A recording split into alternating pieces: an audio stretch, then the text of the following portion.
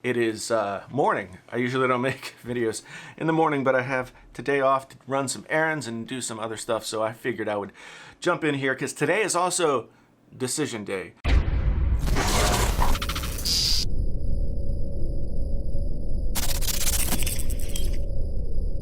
I have to decide if I'm keeping the iPhone 8 Plus or if I'm going to get rid of the Note 8. I've carried these phones both for the past 2 weeks. I've had them both with me all the time. I've switched my main SIM card in and out of these phones and used them both as my main phone as often as I could over the past 2 weeks. And honestly, it's been an incredibly difficult choice to make. The iPhone, as I said in my review, I mean, for me, it ticks all the boxes of what makes a great smartphone. It always works the way that it's supposed to. Something about the interface is just really fluid and easy for me. The Note series, as well as a lot of other Samsung and Android phones, takes a lot more effort to customize and get used to your workflow and all that kind of stuff. Ultimately, I mean, there are a few factors that have led to the decision that I've made. While I still stand by my review saying that this is the best smartphone, pound for pound, tick mark for tick mark that you can get, I'm going to stay with the Note 8. I'll tell you why. A couple of reasons, some of them practical, some of them having to do with the actual phones themselves. One reason why I'm going to let the iPhone 8 go is it's on my cellular contract, and I really want to have some space to try and get an iPhone 10 to review. And if I have this phone on my contract, it will be really difficult for me to make that happen. So that's practical reason number one. And it's not a knock on this phone at all. It's just one of the reasons why I've made the decision to go with this one and not this one. Okay? Practical reason number two is in my daily life, I'm a teacher. I do graphic design, editing, podcasting, all kinds of different things, and I need to take notes a lot. As well as, being in my creative life, I have to take notes, and I usually try and jot things down I try and jot things down when they come into my head, because things come into my head and I used to be able to remember them, and now maybe just too many things come into my head and I can't always remember what my ideas were. So the S Pen on this is sort of the killer feature for me. I really have found myself, even when my main SIM is not in this phone, I found myself grabbing it to go to meetings and using the S Pen to write on the screen and take quick notes about things that I need to stay cognizant of. And that functionality is, you just can't get that with this. Honestly, here's what I think. If Apple put out a plus size model like this with a miniature version of their Apple Pencil, that would be the best of all worlds for me. I would be able to do all the kinds of things that I need and want to do with the Note series, but I'd be able to keep the Apple ecosystem in my system. That's one of the big reasons why I've decided to stay with the Note. It's not to say that the Note has not been problematic for me. It has. In the past day, I've had to restart the phone like 4 times. Yesterday, I could not get a keyboard to come up for the messaging app, and I'm just using the standard Google messaging app. No keyboard would come up. I restarted it 3 times before I could get the keyboard back up, and then it kept going away, and it was really kind of annoying.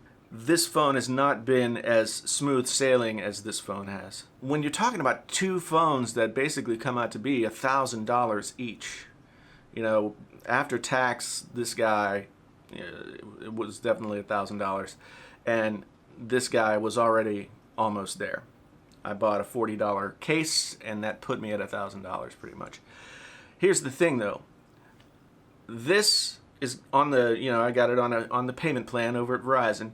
This, I paid for outright and traded a phone. I really appreciate that Samsung spent the time to treat their customers, well, to sort of try and make up something to their customers for the Note 7 situation. I bought the Note 7 twice. I really did like it as a phone, and unfortunately I couldn't keep it, and nobody could keep it. It's gone. I only have $500 into this phone, whereas I had, this phone's going to be the full 900 something. Hopefully a time will come when that's not an issue, and I will be able to, from a business standpoint, doing these YouTube reviews, I'll be able to hang on to phones and have them to compare to one another longer and more often. But at this point, I have to be practical and go with where I have the least money invested. So that's a practical thing. And I guess, some of you might be saying like, well, that doesn't have anything to do with the phone. And you said the iPhone is the best. I still think pound for pound, this is a misconception that I think some people had in my review where I said the iPhone was the best smartphone, period. It ticked all the boxes for me, and it functions extremely well, and I never have to really think about using it. Those are the criteria that really mattered to me in my usage. And while that's still the case, the practicality of the Note 8 is what's ultimately, and the fact that I have less money invested in it, and the fact that I want to be able to get the iPhone 10, or at least try to review for the channel. All of those factors sort of play into the idea that it's more practical for me to keep the Note 8 right now for usage reasons, for investment reasons, and for this investment in this channel. And that's what I'm going to do. So I'm going to keep the Note 8. I have to take back the iPhone 8. It hurts my heart a little bit. But the 8 Plus is a great phone. I stand by my review of it. And I think if you're thinking about the 10 versus the 8 Plus or the 8, well, the 8 is a little bit different story. I don't think that's as good a phone as the 8 Plus. I think the 8 Plus is probably pound for pound the best phone out there. But if you're trying to consider between the two and you're trying to consider the investments, I say the 8 Plus is still the safer bet if you're going iPhone 10 versus 8 Plus. And the only reason I'm going to go for the 10 is because I like shiny new things, and that's part of the reason why I have a YouTube tech channel. That's the long and short of it. I'm excited to see if Apple gets it right or falls on their face with this. That's the story, folks.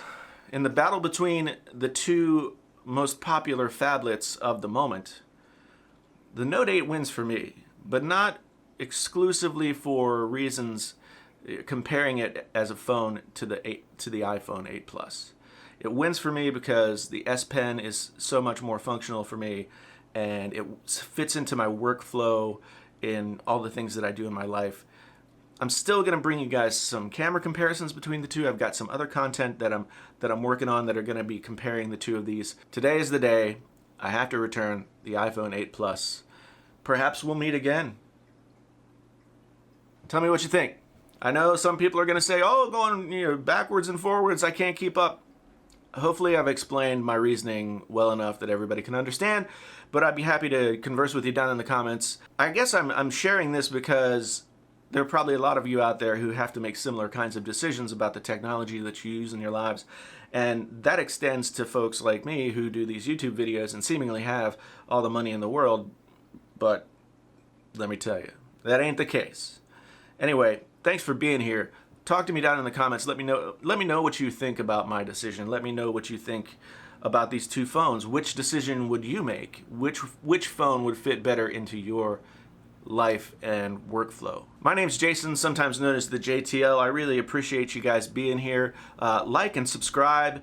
Comment down below. If you want to know when I'm putting up a new video, bell icon right beside that subscribe button will tell you when I'm newly on the YouTube. And yeah, we'll just make a thing of it. Until the next time, I'm out.